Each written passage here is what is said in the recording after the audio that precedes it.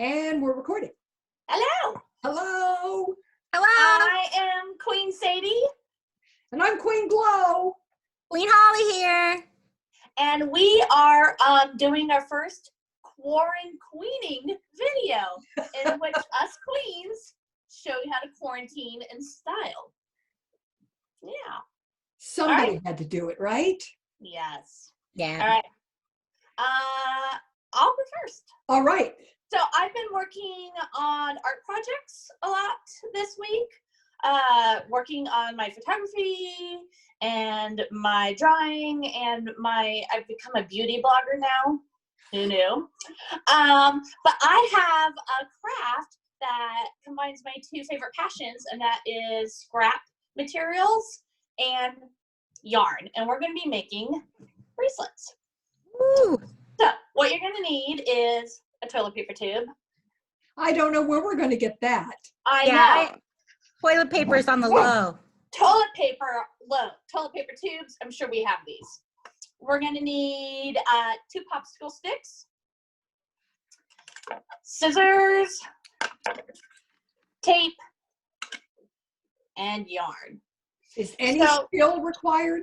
What's that? Is any skill required? I don't think so. Excellent. Okay. Yeah, I think this is a great project for kids, so I feel like anyone can do this. But what you're going to do is you're going to take your popsicle sticks and you're going to cut them in half, and you're going to tape them around one end of the tube. So you have this, and they're about like an inch above. They don't have to be even, but you just have one end here. And we are going to knit using this little crafty loom. So you take your yarn and you stick it down the middle of the tube so it hangs out. And you're going to hold on to it. Now, I'm going to point it this way. So you are going to wrap the yarn around clockwise around one of the popsicle sticks. Then you're going to come counterclockwise and wrap it around clockwise. So you're creating this kind of square diamond shape. You guys see that? Yeah. Yes. Okay. Because we need diamonds. Yes. They do. So this is the first popsicle stick that that I wrapped. So what I'm going to do is, now my yarn is over here from my last one, is I'm going to put the yarn above my little wrapped area and carefully use my fingers and pull it over. And then I'm going to go to the next one and pull it over. And you just keep doing this over and over and over. If you don't want to use your hands, if you have dexterity issues or like arthritis, you can use a crochet hook. You can use like a little wooden kitchen skewer, anything that can help you pick up that bottom yarn. A small child, maybe. Yeah. If you have really small children and they're having a hard time with this like coming off completely, you can hot glue like a little button or just like a little nubby of hot glue to help prevent the yarn from falling off the top. And so this is kind of what it's starting to look like. And you can pull on that first yarn down there, and it just keeps going and going. And for me, about 5 minutes. Look at me. I already did this. 5 minutes. You can create, it's coming out the bottom. Oh, cool. That's amazing. Yeah. And so how to get it off your loom is you're going to take and cut some yarn, cut it off the end. And then we're going to do our last round. So we just finished this one because that's where the yarn's coming from. So we're going to go and do the same thing. We're going to pull it up over, but then now we're going to take this yarn and just kind of pull it out so there's no loop on there. And then we're going to go to the next one. And we're going to pull it up and then pull that yarn out. Go to the third one. Pull that yarn out, and then we're on our last one here.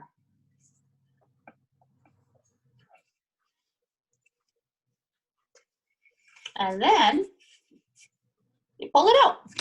Woohoo! You have, and you can just pull it tight, and then you can tie it together to make a bracelet, or you can make it, you know, have a competition to see who can make the longest one in 10 minutes or who can make the longest one ever.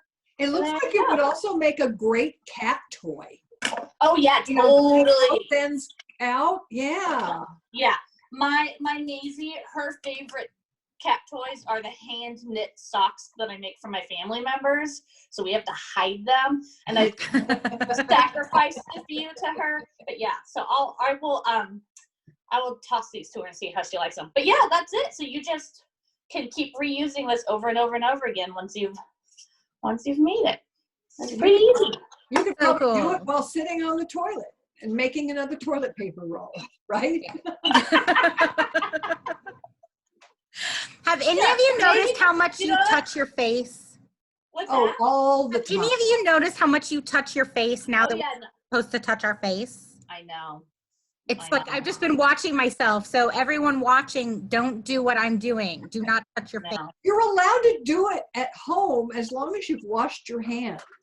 Yeah. Suppose. So That's I go out and do, like, walk the dogs. That's my going out. Then I wash my hands, even though I didn't touch anything.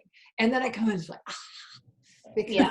it's allergy season. Yeah. A queen, Yeah. a clean queen is a good queen. Yes, for sure. So I guess I'll go next. And I want to talk about play. Okay. Whether you have kids at home or not, we should all be physically playing. And for me, play, P-L-A-Y, stands for, it needs to be physical, you need to laugh, it needs to feel like an adventure, and you need to feel young. So Oh, that's good. that gets rid of things like Angry Birds and Candy Crush. Those don't involve, you know, they don't involve enough of your body. And we grown-ups kind of think that our bodies are like an Uber for our brains. And that's not the function of our bodies. The function of our bodies is to be playful and joyful. And when we are cooped up, especially for people who don't have someone around to, you know, engage them in regular laughter, play is one of the #1 ways of getting laughs. In fact, the average American 5-year-old child laughs approximately 150 to 200 times a day. And the average American adult is 15. Oh, that's and so sad. It's funny. I know, and it's probably much lower now. And people, Right. when they're alone by themselves, tend to laugh a lot less. So we need to this is a great time to get in touch with your inner child. So some of the things that I've been doing is I am waking up and going to bed with a silly walk. So getting from my bedroom to wherever I'm going in the morning, I do a silly walk, and then going to bed at night, I do a different silly walk. I have converted the dog's lunch into a Broadway musical. So do a song and dance with dog bowls and kibble. They are not at all impressed, but it keeps me really getting engaged with my entire body. If you know, one of the simplest ways to get more play, if you do have kids or other grown-ups in your house, is to play board games like Cranium, which have an element of physicality about them, or even something like charades, because it does get you up and using your body. So this is really about, there's one of my favorite old Calvin and Hobbes cartoons where Calvin says to his dad, "Dad, why don't grown-ups play?" And his dad says, "We do, we just call it exercise. And then we have to keep a diary of it and set goals for ourselves." And so Calvin says, so basically you take all the fun out of it. So as much as we need to get exercise, we also need to get play. So if you are all alone though, you know, you don't have to be all alone because you can have a hand puppet. Look at these eyelashes. Are these not the most gorgeous? So sometimes when you're feeling really blue, get out a hand puppet. And if you don't have one, make one. You know, that's what socks are for. That's what I was going to say, socks. And maybe Maya next time can talk about turning socks into hand puppets. So that's my tip, is to get more regular play involving your entire body. And look at those eyelashes again. I wish I had them. Those are fabulous. I know, I do not. But we want to get our laughter rate up. We should be laughing it out loud at least 15 times a day. And in this circumstance, we may not be there. So this is a really good way to get there. Okay, I'm done. Thanks. Thanks, Queen Glow. Oh my gosh, this is so much fun. I've definitely been laughing, finding lots of fun things, cute animals on the internet. But my QuaranQueening has really been about looking at ways I can reuse and reduce and be smart with what I have stashed, which is a reasonable amount of products. And so I've just been really prioritizing how I cook, cooking not based off my mood, but what food is going to turn next. That's so hard. It's so hard. And it's something that I've taken for granted, that ability to just stop by the store each night and pick up fresh produce. So I've been really trying to make that a habit. I think it's going to be a habit that lasts beyond QuaranQueening, as it were. And then it's spring, and my greatest, like, I wish that I had baby chicks in the house, which I can't have, and plants.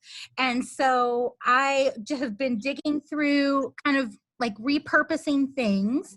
And so today I started some lettuce seeds, and I started them in a little greenhouse I made out of a strawberry container. So I took my horrible, can't recycle strawberry container and flipped it upside down and put little seed starts in the lid. I put a plastic bag from my organic carrots on the underside of it to keep the water in, and then use this as the lid. I'll put it in my windowsill, and I have romaine lettuce seeds in there that hopefully will sprout in a few weeks, and then it'll be warm enough to put them outside in the garden, and we can grow our lettuce for spring. That's so cool. Great idea. How do you take the lid off and spritz them with water, or are there holes in the top you can spritz through? You could do either. Those plastic containers have a lot of holes already in them. So after that first initial seed sowing where they're pretty damp, I shouldn't need to get them too wet again. But also, I live at Fustercluck Farm, so this could not work at all. There's laugh number one.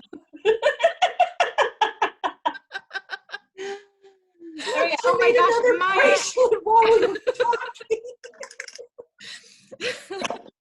I've made nothing while we were talking. I made If I sits, I dits. All right. Well, we're going to keep it short.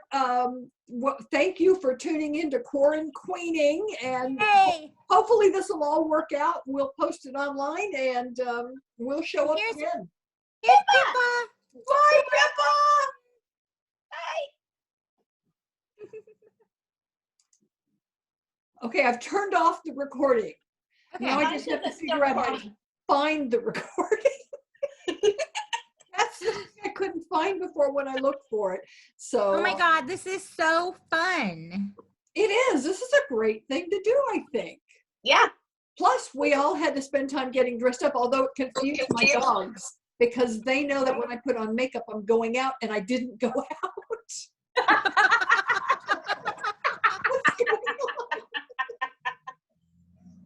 We thought you were finally leaving the house. Right. Oh my goodness. Yeah, I'm really only half dressed, so had you asked me to stand, I would have had to say no. Pajamas. That's what I have on. I have yoga pants on, the bottom.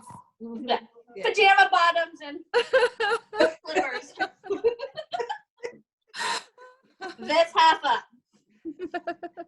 That's Yeah. really all it needs. All right. Well, thank you so much for doing this. This was great. Let me see if I can make it work, and I will get it up if I can. And if I can't, I'll have to figure out what I did wrong.